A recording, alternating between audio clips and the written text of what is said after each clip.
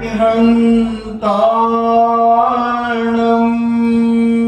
नमो अरिहन्ताणम् नमो सिद्धाणम् नमो सिद्धाणम् नमो आयर्याणम् नमो आयर्याणम् नमो उवज्झायाणम्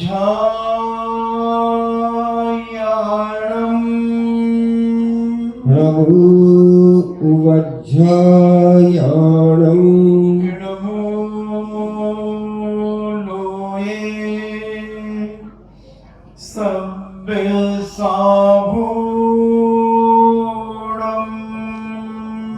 नमो लोये सव्यसाभूणम्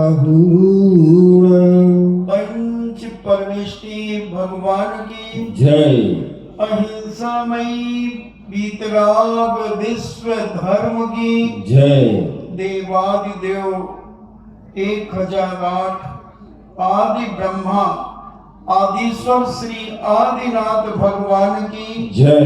देवादिदेव 1008 चिंतामणि घोर उपसर्ग विजेता श्री पार्श्वनाथ भगवान की जय। देवादिदेव 1008 शासन नायक बाल ब्रह्मचारी भगवान महावीर स्वामी की जय। परम पूजनीय आचार्य श्रोमणी गुरुवर श्री कुंद कुंद महामुनिराज की जय। परम पूजनीय आचार्य श्रोमणी गुरुवर श्री विद्यासागर जी महामुनिराज की जय। परम पूजनीय निर्यापक श्रमण मुनि श्री सुधा सागर जी महाराज की जय। परम पूजनीय 3,9 करोड़ महामुनि राजों की जय।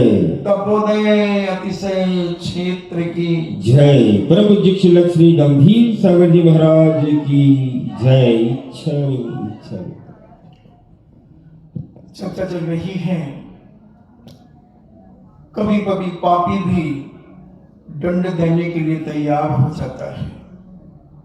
स्वयं उसी पाप में लिप्त होने के बावजूद भी अगर वही कोई दूसरा पाप करता है तो उसके दंड की बात करता कि उसे दंड मिलना ही चाहिए, यह अपराध है। मगर अपराधी को अपने अपराध का ज्ञान न होने के कारण अपने पद की अहंकार की भूख से ग्रसित दूसरों को भी दुखी करना चाहता है। ऐसा अनेकों बार देखा जाता है, सुना जाता है, अनुभव किया जाता है। क्योंकि जो पापी है उसका भी पुण्य है। पुण्य के सामने बड़े बड़े अपराध भी दब जाते हैं। जैसे वजनदार वस्तु के नीचे हल्की वस्तु दब जाती है, यही दशा इस संसार में रहने वाले लोगों के बीच हुआ करती है। मगर उनसे जिंदगी भर अनादि काल तक वह दबी रहे, ये असंभव है। कभी ना भी उघड़ करके आएगी, कभी ना कभी वो प्रकट होगी। अग्नि की लपटों को तुम अगर दबा भी दो तो जरा सी सांस भी मिल जाए तो वहां से निकल जाती है। दबा के देखना, अग्नि की लपट जल रही है और तुम एक बर्तन उस पर रख देना, उसके नीचे जो राउंड में जो सरांस होगी उधर से लपट दिखेगी तुम्हें। क्योंकि पाप को कितना भी दबाया जाए, पाप कभी दबता नहीं है, कभी ना कभी उभर करके आता ही है। कोई भी पाप करे उस पाप का फल उसे भोगना ही पड़ता है। बड़े बड़े शक्तिशाली महापुरुष भी अपने कर्मों से नहीं बच पाए। उन्हीं के जीवन में कर्म उदय में आए, वो बात अलग है कि उनकी शक्ति इतनी पावरफुल थी कि उस कर्म से वो भयभीत नहीं हुए, डरे नहीं। कई बार हम देखते हैं जो अच्छा सच्चा व्यापारी होता है, उसका कभी कर्म का उदय ऐसे आ जाए कि उसे कई बार लॉस हो जाए, घाटा हो जाए, मगर वो सुसाइड नहीं करता। अपने परिवार को भी ऐसा समझा करके रखता है, कोई बात नहीं, क्या फर्क पड़ता। ये तो व्यापार में उतार चढ़ाव होता ही रहता है। अभी इस बार बहुत बढ़िया फसल आई। इस बार मेरा नए किसानों से भी और संबंध हुआ है। पिछले बार तो कुछ कम किसान थे, उन्हें सूखा पड़ने के कारण, सिंचाई का साधन नहीं होने के कारण वो फसल नहीं पैदा कर पाए। मगर इस बार तो मैं आज जब गांव में जाता हूं तो और नए व्यापारियों से मेरा परिचय हुआ। इस बार तो कम से कम 100-150 बोरा उनका भी आएगा। क्या बात करते? हाँ, आएगा। और इस बार तो अच्छा कम से कम अपन 60-70 ट्रक माल इकट्ठा कर लेंगे। इतना हो जाएगा। हाँ, चिंता ही मत करो, भगवान सबको देखता है। एक जनरल बात करता है व्यक्ति कि सबके ऊपर दृष्टि होती है भगवान की, अपने ऊपर अपने भी दिन अच्छे आएंगे। क्या बात होगी, चिंता मत करो, जाओ बेटा पढ़ाई करो। मेरा मन नहीं लग रहा, मैं कैसे करूं, आपका धंधा पानी भी नहीं चल रहा। और अरे पगला, 2 महीने की तो बात ही है। ये लो ना, फसल आने वाली है धड़ाधड़, सरसों की कटाई भी शुरू हो गई है, तू चिंता मत कर। और ये होली के बाद देख गेहूं सोना दिखेगा खेतों में, जैसे सोना लगा है। ऐसी सुनहरी किसान जब अपनी मेड़ पर खड़ा होकर के अपनी किसान की खेती को देखता है तो किसान गीत गाने लगता है। इस देश की धरती, इस देश की धरती सोना उगले उगले हीरे मोती, इस देश की धरती। किसान अपनी फसल को देख करके रोक नहीं पाता अपने आप को। प्रकृति है, कर्म बदलते रहते हैं। आज अगर किसी के दुख के दिन हैं तो नियम से वो दुख हटेगा और सुख आएगा। और अगर किसी के सुख के दिन हैं तो सुख हटेगा, दुख आएगा। बहुत भिन्न लोग होते हैं जिनके सुख के दिन सदा चलते हैं, वो होते हैं तीर्थंकर। वो होते हैं 24 तीर्थंकर, जिनके जीवन में दुख आता है मगर उसे वो दुख महसूस नहीं करते। वो सुख में ही अपना सदा जीवन व्यतीत करते हैं। जैसे पारसनाथ स्वामी के ऊपर संकट आया, उन्होंने संकट की कोई परवाह नहीं की। सुपारसनाथ स्वामी के ऊपर संकट आया, उन्होंने संकट की कोई परवाह नहीं की। भगवान महावीर स्वामी के ऊपर संकट आया, उन्होंने संकट की कोई परवाह नहीं की। आदिनाथ स्वामी के ऊपर भी एक प्रकार से कहें कि प्रकृति का संकट आया, कर्म का संकट आया कि 7 महीने 8 दिन तक उन्हें आहार नहीं मिला, तो वो विचलित नहीं हुए, घबराए नहीं, तड़पे नहीं। न प्यास से तड़पे, न भूख से तड़पे, न कमजोरी से भयभीत हुए। वो जानते हैं क्या करेगा ये अन्न, नहीं भी मिलेगा तो मुझे क्या फर्क पड़ता है। मैं तो चरम शरीरी हूं, चरमोत्तम हूं, मेरा उत्तम शरीर है, मेरा कुछ नहीं होने वाला, मैं तो मोक्ष चला जाऊंगा। मगर ये चर्या आने वाले मुनिराजों को मुझे दिखाना है, इसलिए मैं चर्या को दिखाने के लिए, आहार विधि की परंपरा को बतलाने के लिए मैं आहार ग्रहण कर रहा हूं। शरीर में कोई शिथिलता नहीं आती। उनका ऐसा भज विषप नाराज संयन होता है, अनेक रिद्धियों से युक्त होते हैं। इसलिए तीर्थंकर कि जीवन में पुण्य ही पुण्य, कभी कोई कर्म का उदय रह जाए, कोई एक तिनके के बराबर, तो वो उदय में आ जाता है। मगर सामान्य व्यक्ति, उनको तो कर्म का फल भोगना ही पड़ता है। तो हम समझें, कल अपन ने जो चर्चा सुनी थी कि कोतवाल एक आभियोग सुनकर के राजा मधु क्रोधाभिभूत हो गया था और उसने कोतवाल को आज्ञा दी थी, इस पापी को ले जाकर तत्काल सूली पर चढ़ा दो। ऐसे पापियों को देखने से भी दोष लगता है। राजा मधु की आज्ञा सुनकर रानी चंद्रप्रभा ने बड़े विनय पूर्वक कहा था, हे नाथ, यह पुरुष युवा है, इसे प्राण दंड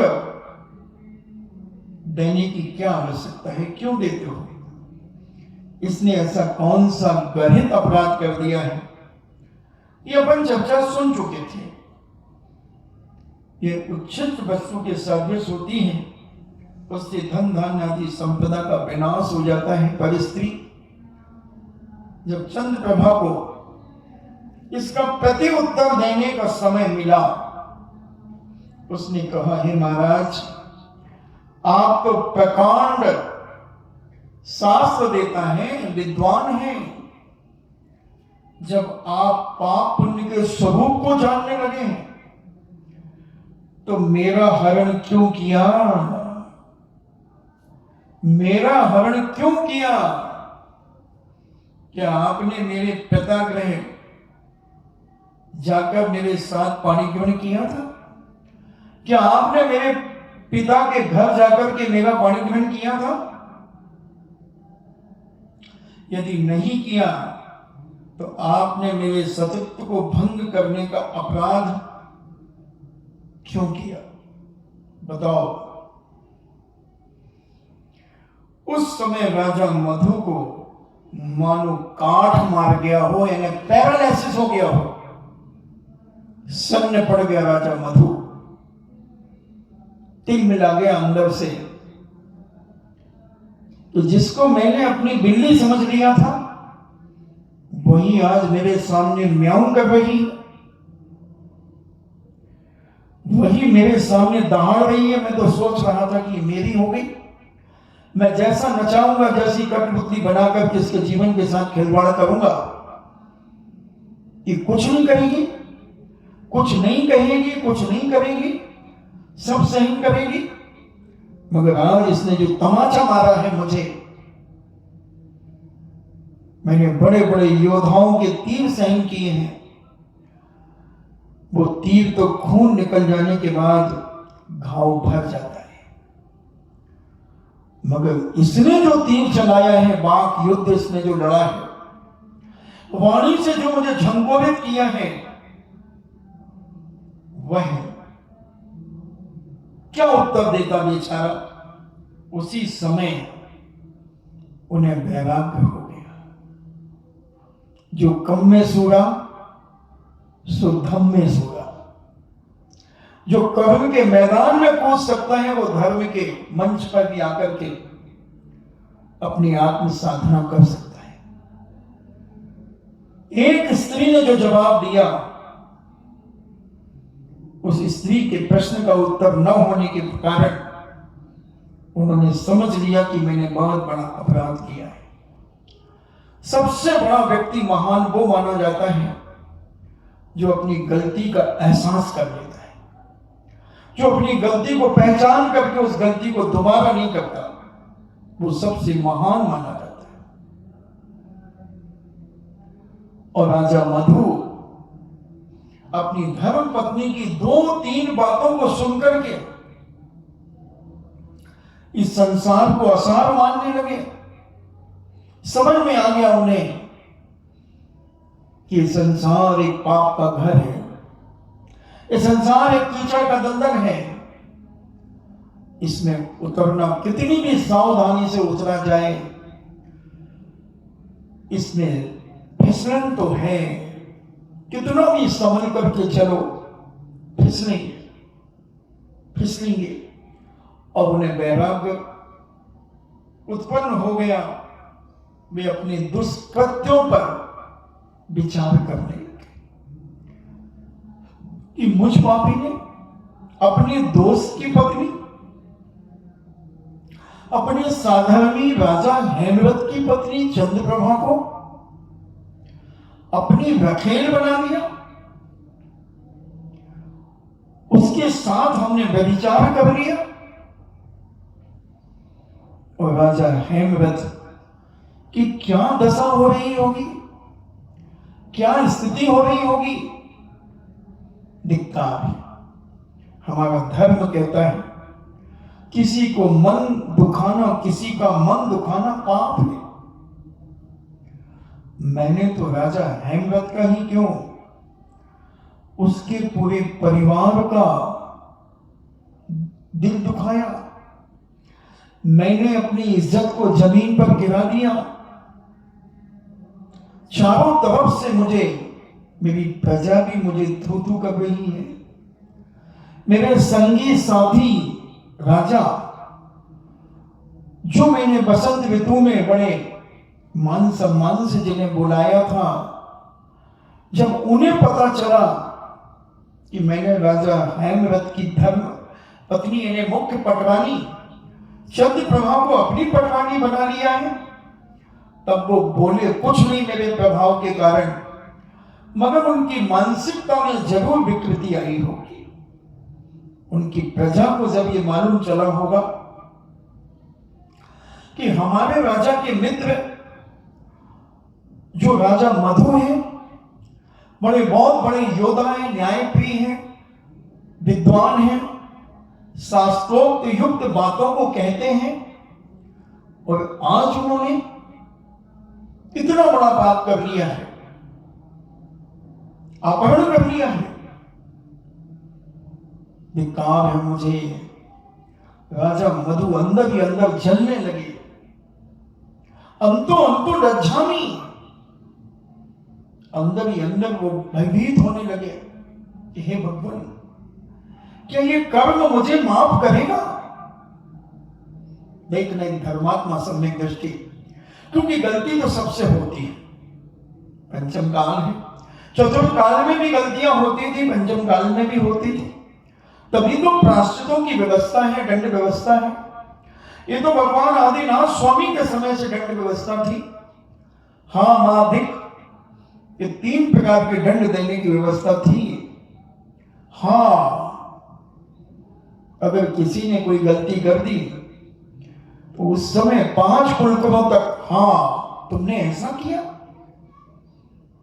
तुम्हारे करने योग्य नहीं था, इतना कह दिया तो वो बहुत जलील हो जाता था, अंदर से भीग जाता था और दोबारा उस गलती को करने का कभी प्रयास नहीं करता था। मात्र एक हाँ शब्द कह दिया जाता था, हाँ। इतना कहने पर वह सतर्क हो जाता था कि मां तुम अकार, और तीसरा तुम्हें धिक्कार है। अगर धिक्कार कह दिया तो समझ लो आज की फांसी की सजा के समान है। आदमी मरना पसंद करता था मगर मुंह दिखाना पसंद नहीं करता था। ऐसे दंड व्यवस्थाएं तो ये अनादि काल से चली। कर्म भूमि में, भोग भूमि में कोई ऐसी गलती ही नहीं होती, वहां कोई दंड व्यवस्था ही नहीं होती। पैदा हो गई, आता है बंधु, कर्म का उदय किसी भी आ सकता है, किसी भी आ सकता है। कर्म है ये, जो हमने पूर्व जन्म में बांधे हैं वो उदय में आएगा। और असत्य स्वप्न भी सत्य के सिंहासन पर आरूढ़ नहीं हो सकता। असत्य कभी सिंहासन प्राप्त नहीं कर सकता। भले दबाव प्रभाव से किसी के सिंहासन पे असत्य बैठ जाए, मगर सदा काल असत्य नहीं बैठता। राजा बसु की घटना सारी दुनिया को याद है। राजा बसु ने जब अच का अर्थ बकरा स्वीकार कर लिया, उसी समय सत्य नीचे गिर गया। उस पर सत्य पर जो बैठता था, सिंहासन सोचता है कि अब असत्य मेरे ऊपर बैठेगा, मैं इसे सिंहासन नहीं दूंगा, और धड़ाम से नीचे गिर गया। जनता ने वो दृश्य देखा। नारद और पर्वत इस दृश्य को देखते रहे। पर्वत ने फिर कहा,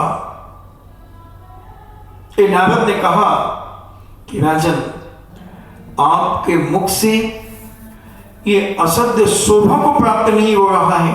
अभी ये सिंहासन थोड़ा सा धसा है, अगर आप सत्य का प्रकटीकरण कर दें तो ये सिंहासन यथावत अपने स्थान पर बैठ सकता है। ये राज सिंहासन है, ये कभी असत्य को अपने ऊपर नहीं बैठा लेगा। मगर राजा बसु गुलामी के मोह में, दबाव में फंसा हुआ था। आखिर नरक जाना पड़ा, नरक जाना पड़ा। असत्य को कभी सिंहासन अपनी पीठ पर नहीं बिठाता, उसे गिराएगा और इतने नीचे पटक देगा कि वहां से निकलने में सागरों पर्यंत लग जाएंगे। सागरों पर्यंत समय व्यतीत करना पड़ेगा। अधर्म त्रिकाल में भी कभी धर्म का पद प्राप्त नहीं कर सकता। अधर्म कभी भी धर्म नहीं बन सकता बंदो। धर्म तो एक ही होता, अधर्म नाम की कोई चीज ही नहीं है, तो कल्पना है, कल्पना है। मगर मोही प्राणी, अज्ञानी प्राणी अपने जीवन में ये सब कुछ करता रहता है। इसलिए बुद्धिमानों को चाहिए कि अधार्मिक कार्यों का परित्याग कर दें। हमेशा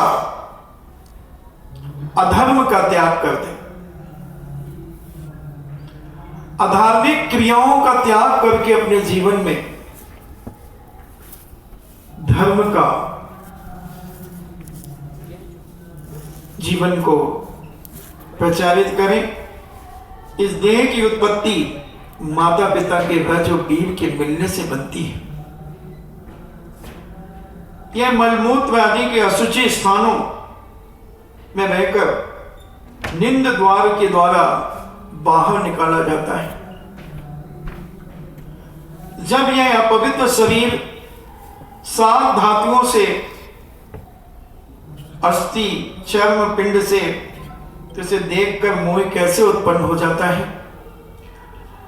वह राजा विचार कर रहा है कि 7 धातु का यह पिंजरा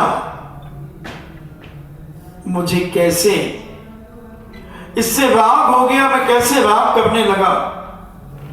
ये 9 मलद्वार घिनौने होते हैं, और जहां से मलमूत्र का विसर्जन होता है, ऐसे स्थान से जन्म होता है।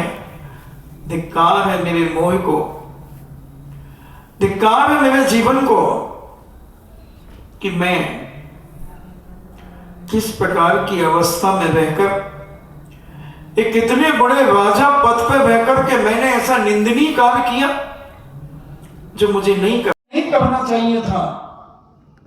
धिक्कार रहा है अपने आप को राजा। वही बहादुर है, वही वीर है, वही साहसी है जो अपनी गलती का एहसास कर लेता है, अपनी गलत को गलत मान लेता है, अपने पाप को पाप मान लेता है, और दोबारा उस पाप को करने का परिणाम जो नहीं करता, वही वीर है बंधु, वही बहादुर है। दूसरे शत्रुओं को मारना कोई बड़ी बात नहीं होती। अपने अंदर बैठे हुए शत्रुओं को जो मारता है वही वीर होता है, वही महावीर होता है, अतिवीर होता है।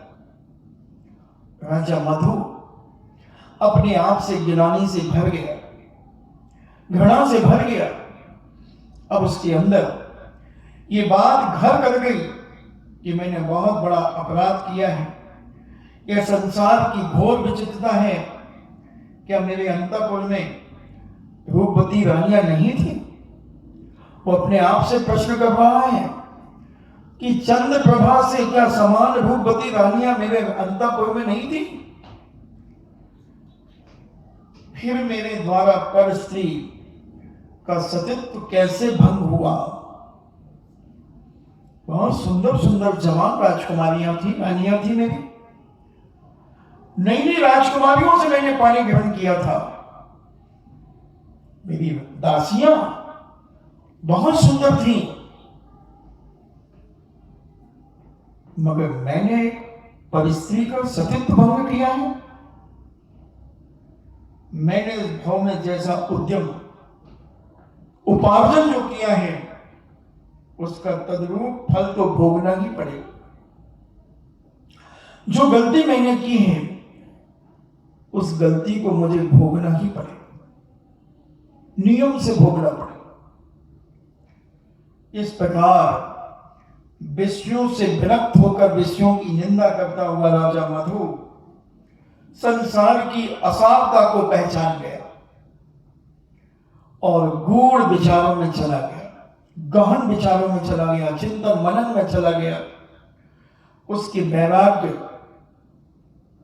की परिणति दिन प्रतिदिन बढ़ने लगी।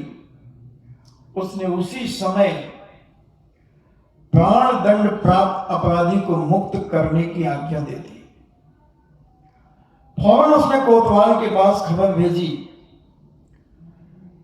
कि जिसको मैंने प्राण दंड दिया है, उस अपराधी को मुक्त कर दिया जाए। संयोग से एक दिन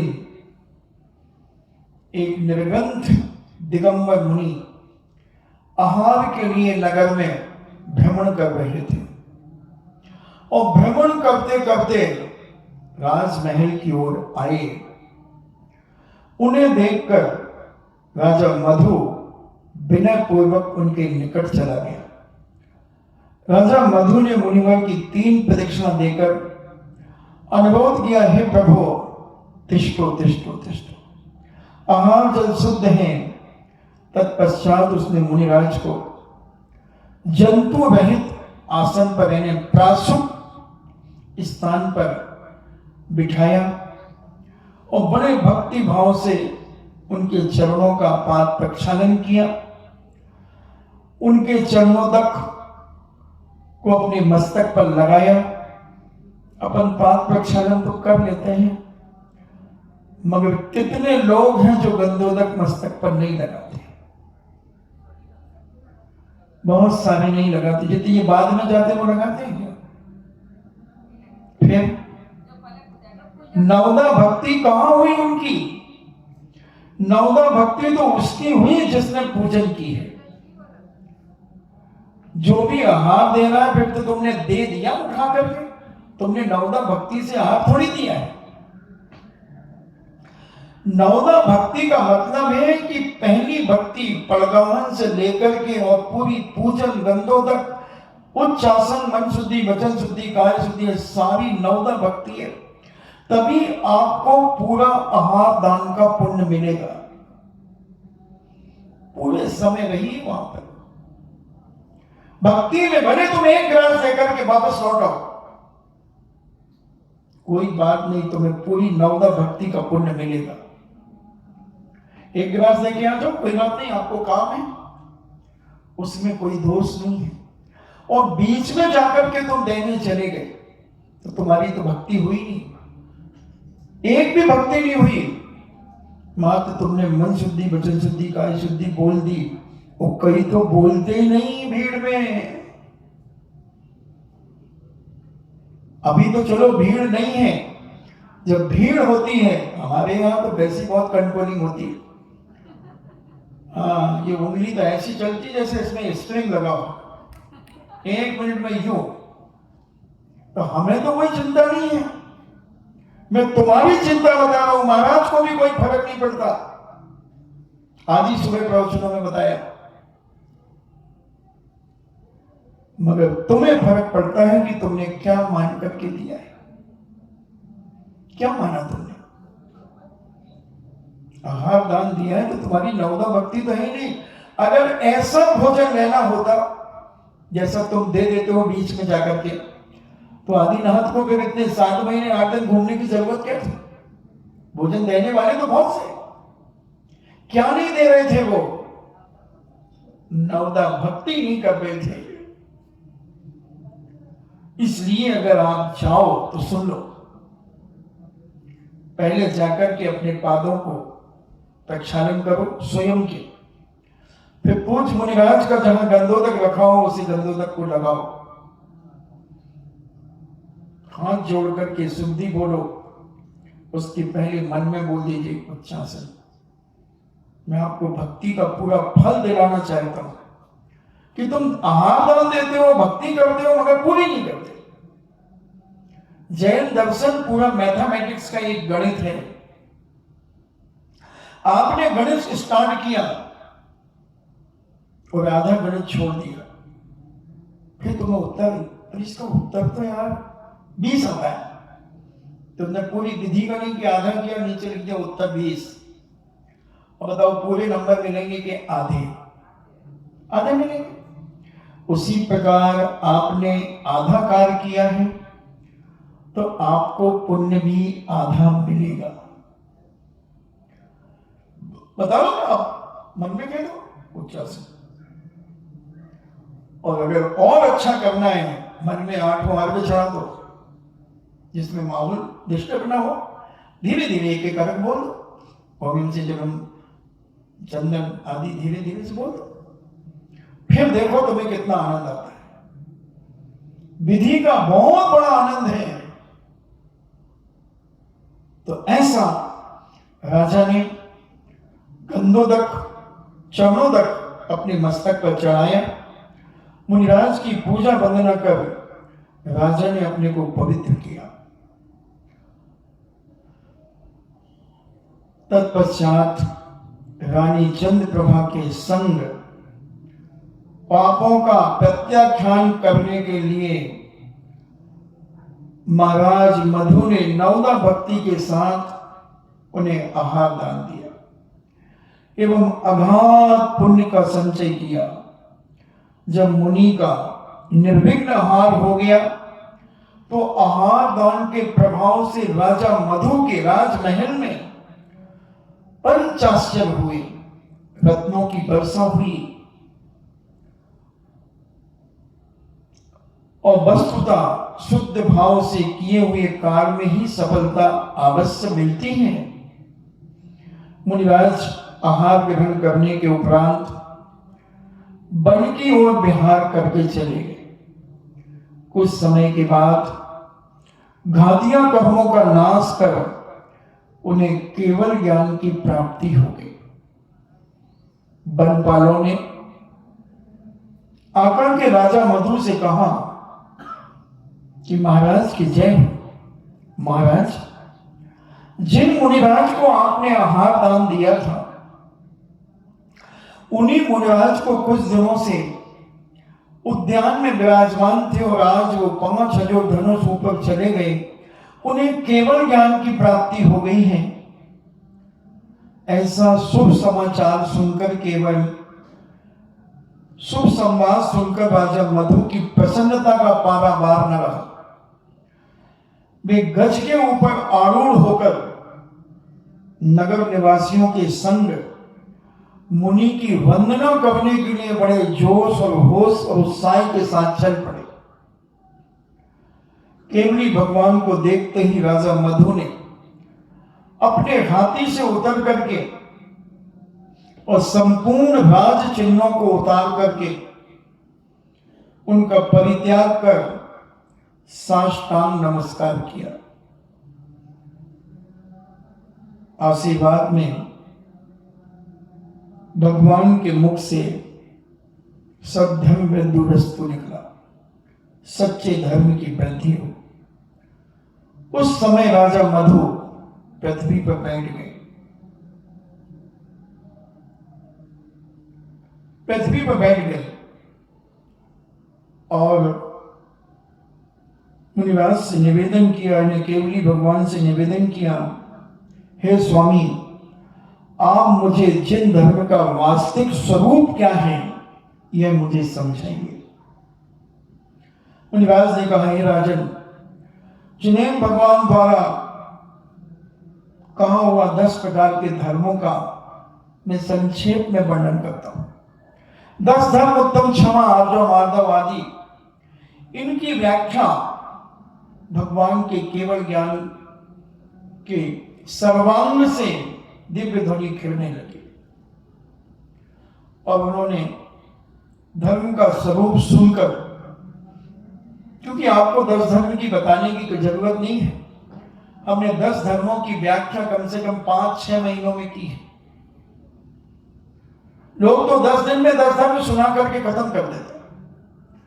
मैंने एक एक धर्म को 8-8, 15-15 दिन में सुनाया। उत्तम क्षमा को मैंने 15 दिन लगभग सुनाया। आर्जव, मार्दव, सत्य, संवत आदि इन सबको मैंने बहुत विस्तार से, फिर 16 कारण भावनाओं को भी बड़ा विस्तार से सुनाया। पंच परमेष्टि के एक 46 मूल गुणों पर कम से कम 80-90 दिन तक उनको सुनाया। समझने की बात है तो मैं माला फेरने के तरीके हमने कितनी विशुद्धि के साथ बताई। और ये 10 धर्म को सुनकर राजा मधु को और गहन वैराग्य उत्पन्न हो गया। वे दिगंबरी दीक्षा लेकर मुनि हो गए। उनकी पंडिता पूर्व पटवानी ने आरिका के व्रत स्वीकार कर ली। देखो कैसे एक क्षण में वैराग होता था पहले, और आज क्षण में क्या कहें, क्षण इधर तो सालों में भी नहीं होता। जीवन के 50-50 बसंत निकल जाने के बाद भी उनके कानों में जू नहीं बैठता। 70-70, 60-60 साल संसार को भोगने के बाद भी परिणामों में वैराग्य का भाव नहीं आता। वहां राजा ने वैराग्य लिया तो यहां रानी ने भी, पटवानी को भी वैराग्य हो गया, उसने भी आरिका दीक्षा मानी। इसी क्या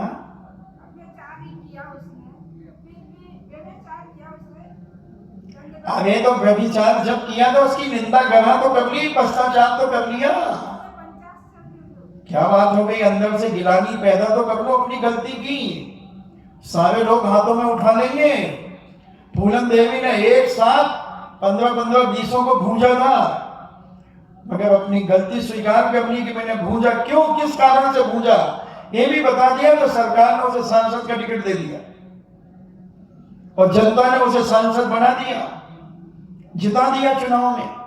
हमारे यहां तो गलती स्वीकार कर लो, सब माफ है।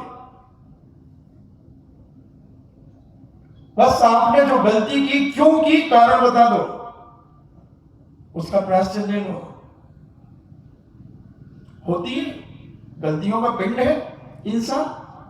कर्म के कब थपेड़े आ जाए।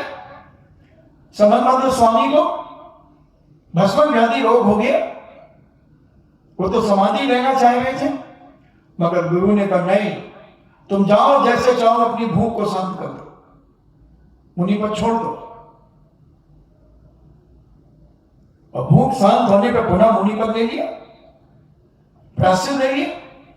इसीलिए प्रायश्चित ग्रंथ है और मुनियों को सबको प्रायश्चित मिलता है जो गलती करते हैं। छिदो स्थापना आदि अनेक प्रकार के प्रायश्चित होते हैं। और राजा मधु की जो पंडिता जो पूर्व की, उसने पानी ग्रहण के साथ जो पटवानी पहले की थी, उसने आरिका के व्रत धारण कर लिए। इसी समय राजा मधु के अनुज कैटप ने भी अपनी पत्नी के साथ दीक्षा ले ली।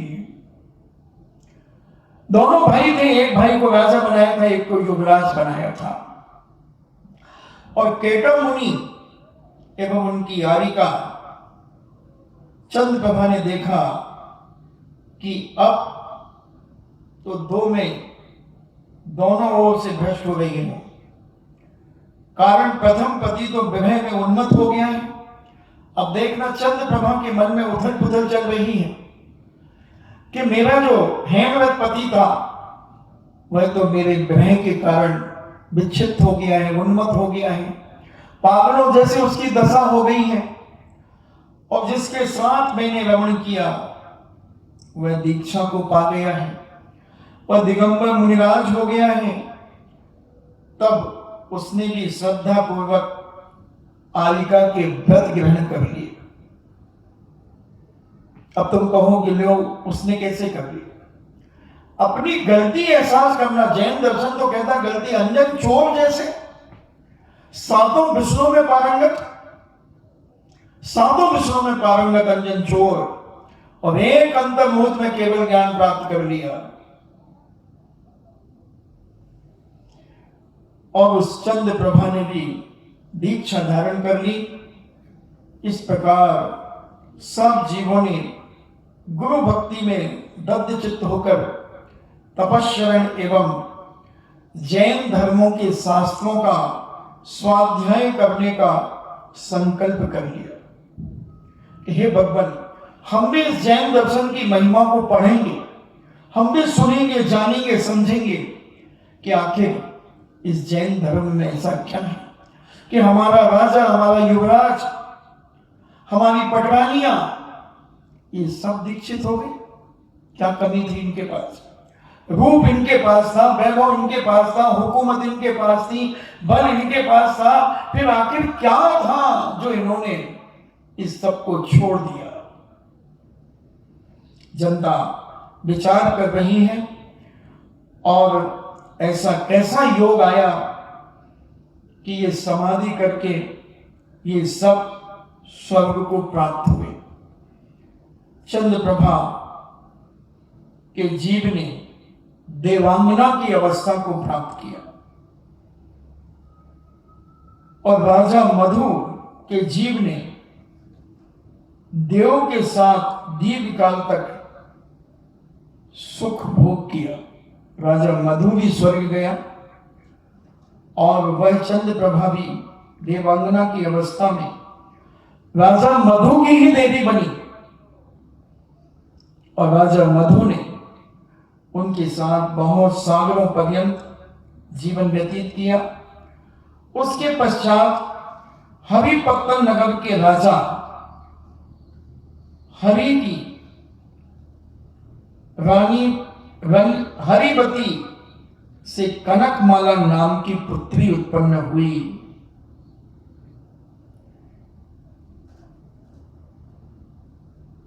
वही कनकमाला मेघकूट के राजा काल संबर की रानी हुई।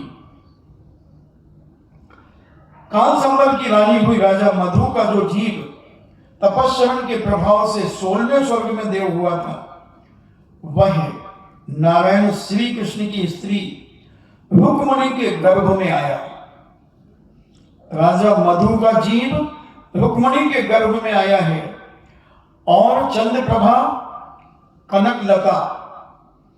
कनकलता बनी है। मेघकूट के राजा काल संबर की रानी हुई है और कैटव का जीव श्री कृष्ण की रानी जामवती के गर्भ में उत्पन्न हुआ।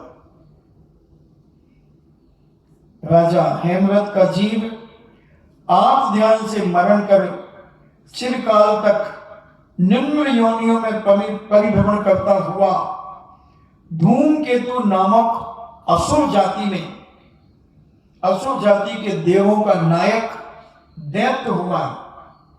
यही दैत्य आकाश मार्ग से कीड़ा करता हुआ जा रहा था। पुरानी याद करना, प्रद्युम्न कुमार का अपहरण हो गया है 10-15 दिन पहले। 6 दिन का बच्चा था उसका अपहरण हुआ है, देवयोग से उसका विमान द्वारका पर रुक जाता है। किसका? हेमवत राजा जो दैत्य बना है उसका विमान रुक जाता है और शत्रु को जानकर रुक्मणी के महल पर स्तब्ध हो जाता है। दैत्य को ज्ञात हुआ कि पूर्व जन्म का मेरा दुश्मन जिसने मेरी प्रिया का अपहरण किया था वह राजा मधु श्री कृष्ण की पटवानी रुक्मणी के गर्भ से उसने जन्म लिया है। अब उस पापी ने मेरी पत्नी का अपहरण किया था, वही शत्रु अब यहां पर जन्मा। ऐसा विचार करके क्रुद्ध दैत्य ने 6 दिन के बालक को, उस अबोध शिशु को हरण कर ले गया। किसी से बैर नहीं करना चाहिए, इसलिए बैर बेर के कांटों जैसे, बोर के कांटों जैसे चुभता है। इसलिए बैर जितना तुम कम कर सको अपने जीवन में उतना कम करते चलो। इस बैर के कारण धर्म का विनाश होता है एवं नरक आदि की वेदना सहनी पड़ती है। ज्ञानी जनों को संसार के कारणभूत बैर विरोध का सर्वदा त्याग कर देना चाहिए। कभी किसी से दुश्मनी रखो ही मत, लाभ वो तुम्हारा बुरा कर दे। अगर तुम्हें अभी श्रीपाल का जीवन चरित्र सुनकर के, मैंने 1.5 महीने में श्रीपाल का जीवन चरित्र तुम्हें बताया और लगभग 1 महीना इसको भी होने आ रहा है। मैं क्यों बता रहा हूं ये बातें? मैं बहुत बड़ी बड़ी बातें भी कर सकता हूं, तुम्हें समय सार की बातें भी तुम्हें सुना सकता हूं, जीव कांड कर्म कांड की बातें भी तुम्हें बहुत गहराई से सुना सकता हूं, मगर तुम क्या सुनोगे? वो दरी उठाने वाला भी नहीं बचेगा, क्योंकि दरी तो ये फिक्स है। तो वो भी कहेगा उठानी नहीं है, वो भी चला जाएगा और तुम सोने और लगोगे, झोंके और आने लगेंगे। इसलिए वक्ता को कहा कि श्रोता की बुद्धि और उनकी मानसिकता को देख करके ही तुम उपदेश दिया करो, तो इनको कुछ समझ में आएगा। और इन कर्मों के बारे में इतना नहीं, और उसको विस्तार से तुम्हें बताना चाहता हूं कि तुम्हारे अंदर वो बिल्कुल डीप कर जाए और तुम्हें अपनी गलतियों का एहसास होना शुरू हो जाए कि देखो इस प्रकार के कर्म करने से ये दशा होती है। जब बड़े बड़े राजा महाराजा नहीं बचते तो फिर हम किस खेत की मूली है? कृष्ण का बेटा 6 दिन का उसका अपहरण हो गया, शिला के नीचे दबा दिया, शिला के नीचे दबा दिया 6 दिन के बालक को। और काल संभल उसे उठा करके ले गया और कनक लता उसका पालन कर रही है। अब का समय हुआ, हम समझने का विचार करें अपने जीवन में। अगर किसी से कुछ हो जाए तो तत्काल वहीं निपटा दो, पैर छूना पड़े तो 100 बार छू लो, उसके अंदर का बैर खत्म कर दो। बंधु, इसी का नाम धर्म है, और नहीं तो भोगना पड़ेगा, भोगना पड़ेगा। और जब भोगोगे, जब तुम तड़पोगे, रुक्मिणी कितनी दुख मना रही है, कृष्ण जी कितना दुख मना रहे हैं, सारी जनता कितना, लाखों करोड़ों की जनता दुखी हो रही है कि 6 दिन के बालक का अपहरण हो गया। मगर उसके पूर्व के कर्म तो देखो उसने क्या किए थे, क्यों किया था? तो जो किया है उसका फल मिलेगा। इसलिए गलत काम करना ही बंद कर दो ना, बुरे काम करना बंद कर दो ना, तो तुम्हारे जीवन में कभी संकट दुख आएंगे ही नहीं। जीवन अमूल्य है, इसे पापों में व्यतीत मत करो। जितना हो सके अपना समय उपकार में, परोपकार में और पुण्य की क्रियाओं में, पवित्र अनुष्ठानों में अपना समय व्यतीत करो। इन्हीं मंगल भावनाओं के साथ सबकी आत्मा परमात्मा बने। जिनवाणी स्तुति जो हम तुम्हें सुना रहे हैं, तुम्हें पद्मन चरित में नहीं मिलेगा, 10% भी नहीं मिलेगा जितना हम तुम्हें बताते हैं। 10% भी मिल जाए तो बहुत है। हा? हमारे दिमाग में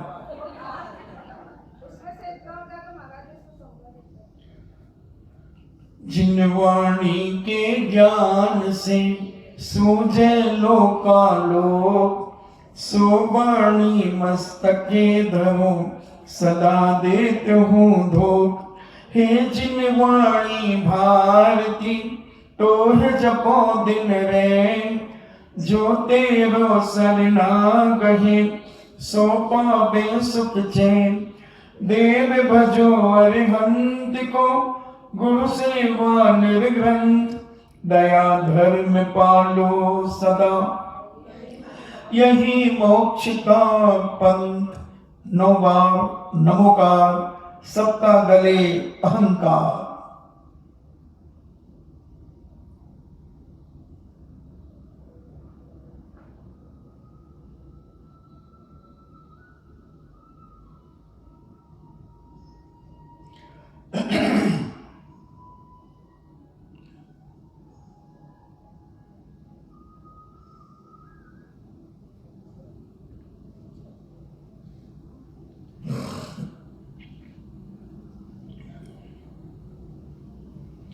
परम पूज्य द्वादशांग जिनवाणी माता की सुत देवता, सुत देवता, सुत देवता।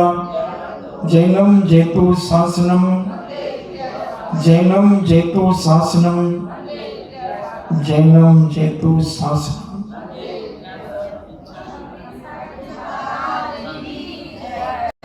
स्कूल की किताबों में सब लिखा रहता है, मेरे स्कूल क्यों भेजते हो बच्चों को? क्योंकि बच्चा तो पढ़ता है, जानता है पढ़ करके, फिर स्कूल